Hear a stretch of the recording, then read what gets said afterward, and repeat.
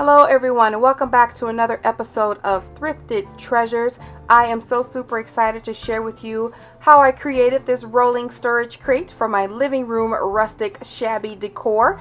And I created this using value wood from my local hardware store. It's what people throw away, extras that's been cut, mistakes that's been cut, and I was lucky enough to find some big pieces that I was able to make this storage crate. So let's go ahead and get started with this tutorial.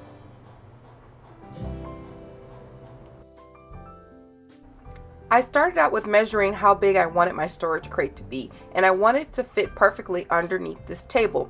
The inside measurements of this table is approximately 39 inches, so I knew that I needed my storage crate to have a little bit of wiggle room in order to move freely underneath this table, so I reduced it by 2 inches on both sides.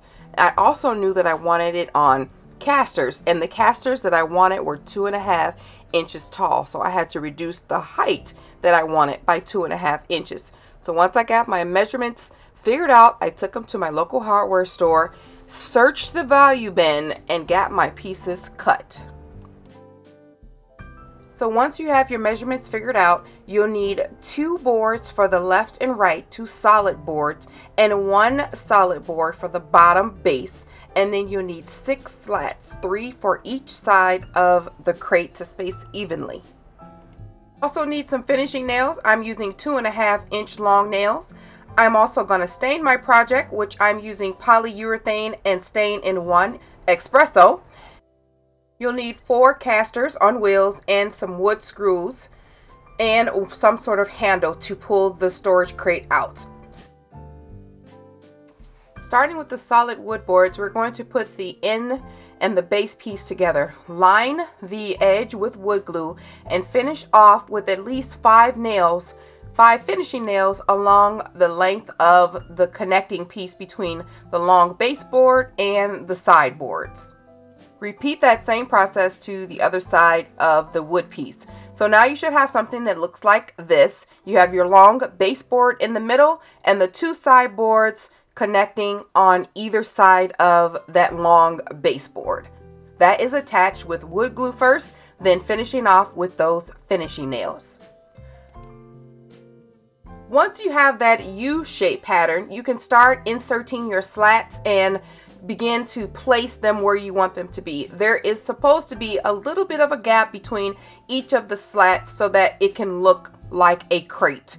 So once you've layered them how you want them, begin by putting finishing nails at the beginning and the end of each of the slats on both sides. So you should at least have 6 finishing nails on each side of the board.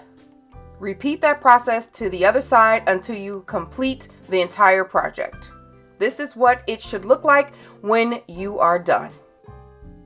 Now it's time to get those casters placed correctly. Put them where you want them to be. I started at the edge of each of the 4 corners, and then I marked a hole with a pen, knowing where I wanted my casters to be. I removed them from the board and pre-drilled holes so that when I drill in my screws, it'll be a lot easier. So this is what it should look like when you're done placing the casters. There were 4 holes, so 4 screws were placed on there, and I didn't have any problems because I pre-drilled those holes. And voila, this is the finished project. I love how it turned out. I applied that polyurethane and stain in 1. I just did 1 coat.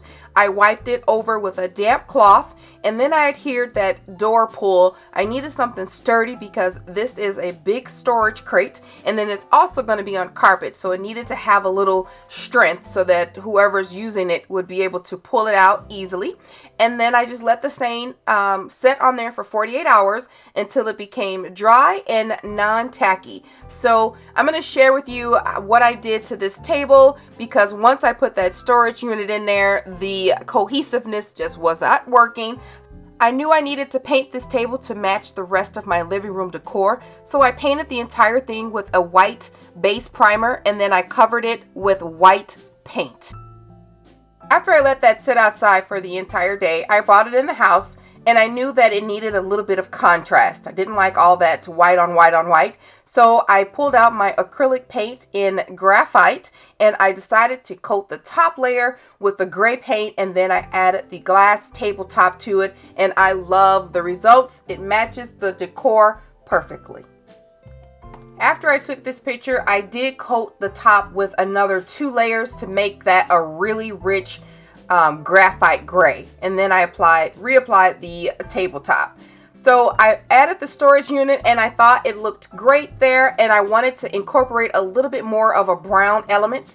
So I remember that last year I picked up these trays from the thrift store for $9.99, and I decided to add them to my decor.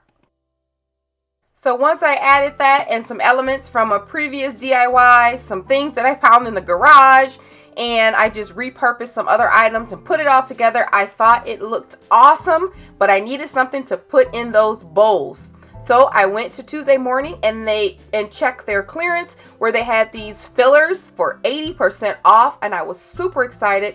So I added those fillers into the bowls on top of that design, and I absolutely love the results. And these are just pictures of how everything looks close up together and how it all ties in, and I really love how everything turned out. So if you're into DIY, try this project. Let me know what you think. Hashtag me on Instagram. You can find that information in the description box. But this storage crate is totally awesome, and I use it to house my cookbook, some reading materials, some magazines, things that I just don't want laying out on the table, and it works perfectly. So I will see you guys in the next video. Thank you for watching another episode of Thrifted Treasures and my rolling storage crate. I will talk to you guys soon. Like the video if you like it. Bye.